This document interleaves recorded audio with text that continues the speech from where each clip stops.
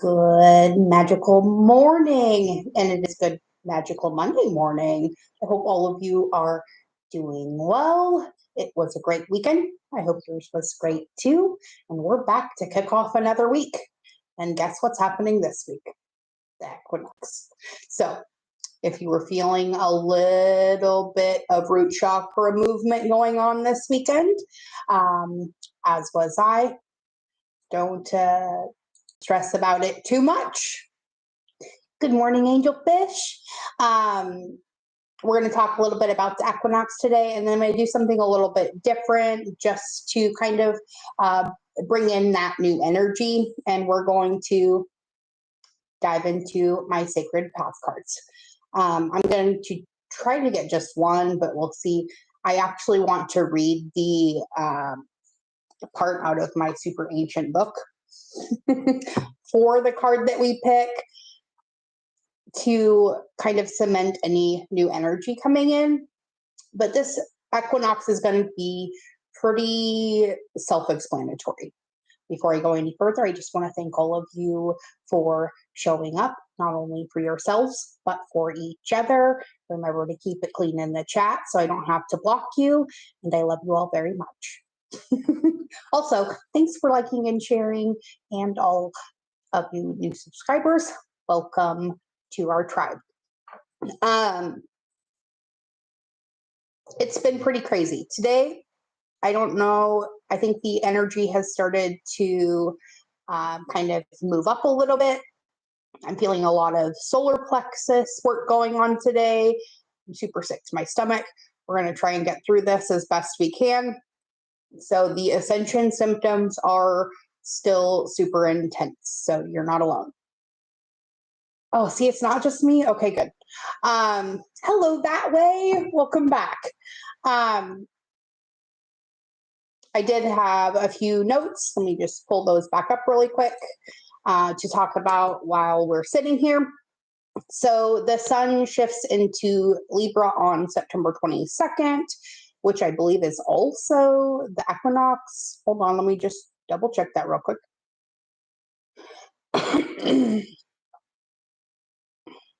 This is going to be really heavy for those of you who are cardinal signs, especially those of you who are Libra, because this is falling in Libra season or have Libra moons like myself. This is definitely not a time we're going to be looking to indulge in any conflict. Definitely not Libra's style. So try to keep it amicable and agreeable, and keep the peace, at least for a little bit. The overarching energy of all of this is really going to be about our connections with people, especially our closest relationships. Those 5 people who you always turn to, who you're the closest with, are going to be those relationships that you have the most interest in, that you share the most perspectives with as well.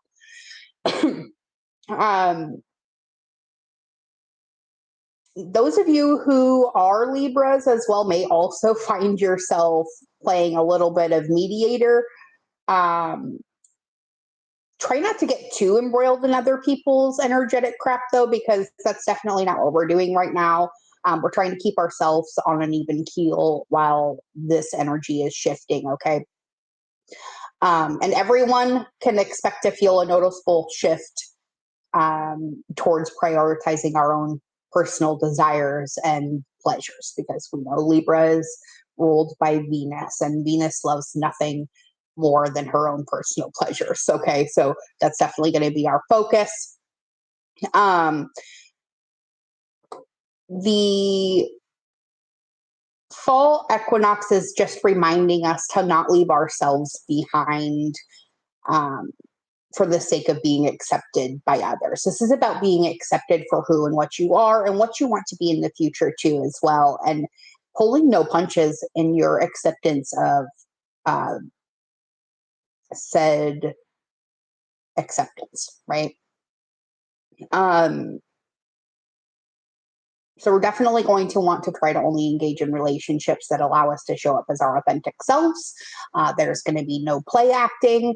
The good thing about that, though, is you'll definitely have a choice of who you want to surround yourself with. And this is one of the most social seasons of the year. So, I mean, restoring our balance and harmony and equality is going to be super, super easy. There's going to be a very effortless ability to see situations from another person's point of view because of Libra's epic balance. And conflicts are going to be able to be resolved with ease right now. So if you've been kind of waiting to conquer something or waiting for the right time to bring something up, right now is going to be a really good time to do it because everybody is in kind of a peaceful mood. Okay. Mercury is still going to be in retrograde, as are almost all of the planets right now. So shit is definitely going weird on a lot of different fronts because we're not being allowed to sweep this stuff under the rug anymore. So it's being called out to us, whether we like it or not. And then we're being given the choice. Do you want to carry this on into the future, or are you finally ready to set it down? Okay.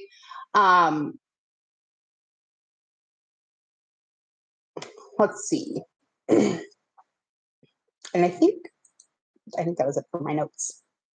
Hello, husband. It's good to see you. I'm glad you popped in for a second.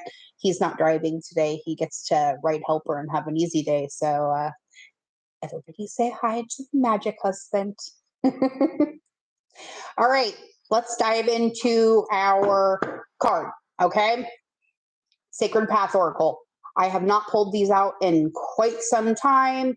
They have been shuffled and cleansed and all other things. So we're going to see where this equinox, or what it has to add to this equinox energy. We just shuffle these really quick. They're cute. He's not very happy with the Seahawks right now after their game last night. So we may not want to bring them up. Hush, hush.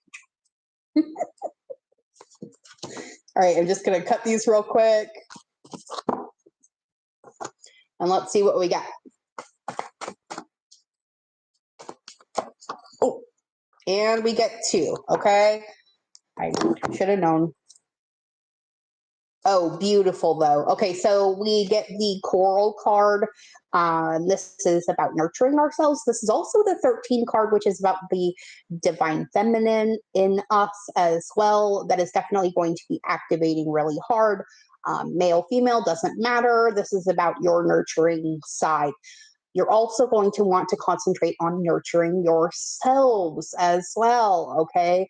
I know for some of you this is very hard, me included, but we need to do that, okay? It's very, very important because right now we're being given access to a lot of very usable energy. The thunder beings are out, okay? And they are not leaving a stone unturned right now. And lightning can strike at any moment. Okay, my friends. So remember that. Let's open the book up. We'll talk about number 13 first. Now, those of you who are not familiar with this deck, they have a little, almost like a chant poem at the beginning. Then it goes through a pretty lengthy Native American story about said card, and then the application. I am just going to stick with the application for these cards, just because otherwise we will literally be here all day. Not that I don't love you all, but I do have a lot of other things I need to do. Okay, so here is the. Oh, I don't know if you'll be able to see that or not, but I'll show it to you anyways, just in case. It says, "Red coral, please remind me of the blood of all my kin. Each of us has feelings that reflect the joy within. May I nurture my own needs, then learn to share in turn the love that is my essence and the heart that in me burns," right? We've been talking about this from the beginning about making sure your own cup is full before you start filling other people's up. But it's not just about giving from a full cup, but it's giving from an overflowing cup. Because when you have that ultimate access to source, your cup never runs dry because it's constantly refilling. And that is the type of energy that we are getting access to right now, as long as we don't derail it with our humanness and negativity. Okay. So definitely try not to say things like today is just going to be a shit day, because it will be a shit day supreme. Okay. And we don't need that. All right. So let's get to the application. The application for this card says that if coral has appeared in your cards today, you're being asked to look at the idea of nurturing.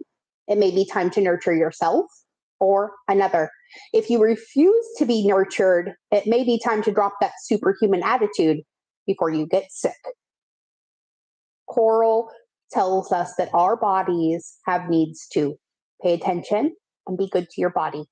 Coral also speaks of the planetary family as well. If you feel lonely or alone, it may be time to have a reunion with the other creatures that share the earth with you. Listen to all our relations and cut the "I'm the only one" refrain out of your thoughts. Okay. Coral always tells us to listen to our feelings. If you have been ignoring how you feel around certain people or how your body feels, Coral is insisting that you reconnect to those feelings. And remember, to feel is to heal, right? And that's the main reason why all this bullshit's been cropping up for us to go through again. You have to see it, to feel it, to heal it, and then you can let it go, right?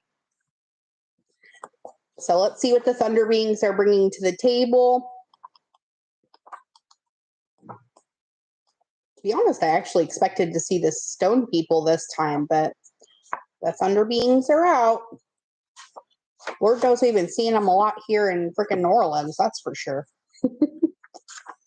Okay, so here is our little chant, poem, whatever you want to call it. Remember, the Thunder Beings card is about our usable energy. It says Thunder Beings that give us the fire from the sky, energy for Mother Earth, divine creation flies through the air to touch us, electrifying change, bringing love's true essence into our hearts again, right? We're being asked to clear this space so that the universe and source and all of creation can refill it yet again with the things that we love and desire and that are good for us. But we first must set down those things that are not. All right. The application for the Thunder Beings card is telling you that you are a catalyzer and may now command the usable energy at hand. Okay. You're being funded with the energy needed to complete any task you have in mind. And if you have been trying without results or just couldn't get enough steam going, this card signals relief. You can drop the frustration and get on with it. Usable energy comes in many forms. See which kind of energy applies to your present situation and then command it. Your body is the lightning rod and will conduct all the energy you need. Shout your intention to the Sky Nation. The Thunder Beings remind you to replenish yourself equally to the amount of energy you expend, right? So again, there's that reminder about nurturing ourselves and making sure that our cup is always staying full. That is going to be key as we go through this equinox energy, okay? The spring equinox is also going to be pretty heavy, but I'm not ready to start talking about that yet.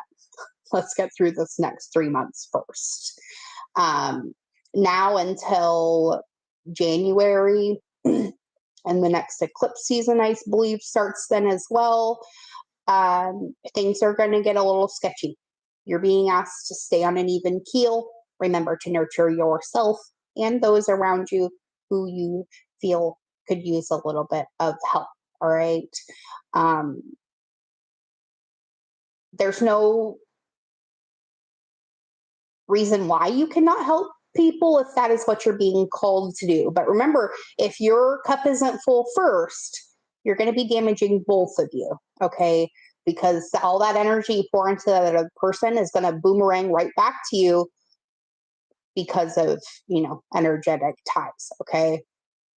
What you need to be able to do is to release that energy as you're in that healing so that you're not calling it back to you just because you need it, all right? So remember to give everything freely, but not necessarily for free. Okay, I know that's hard for a lot of us to accept energetic exchange via money, but that's all money really is. Remember, it's just energy. Sometimes that's the only form of energetic exchange that some people have access to. Okay.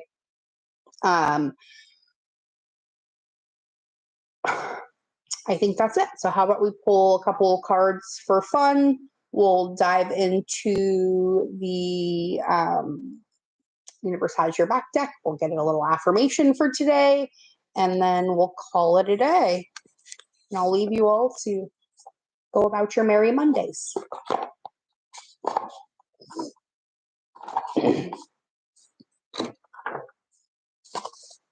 All right, these are by Gabrielle Bernstein.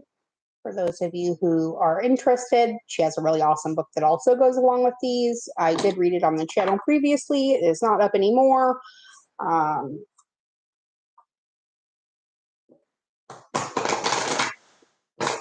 Shuffle this one more time. All right, we'll try to get 3, but we'll see what it does. There's 1, 2, and 3. Perfect. All right, bottom to top, our reminders are, when I lean on certainty and faith, I change my mind about the world I see, right? So we need to learn and lean into that certainty and faith that everything's always working out for us and all our wants and needs are met above and beyond our greatest expectation, always in all ways, all right? Because remember, if you send out the poopy thoughts, you're getting 10 sacks of shit in return. Nobody wants that. Beautiful. The presence of love will always cast out fear. Okay, so remember when you're having those fearful thoughts of lack or being alone or things like that, remember you can always choose again and choose love.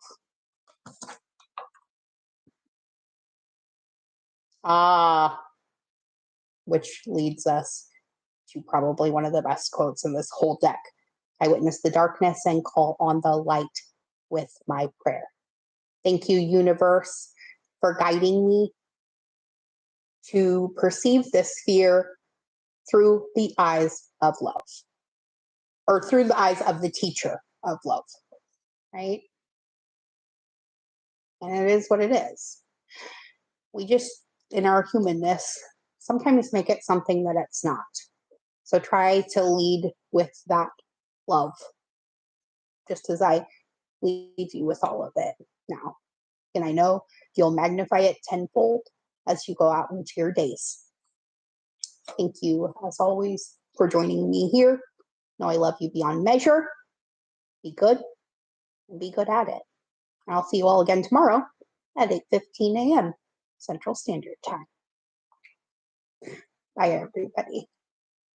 Be good.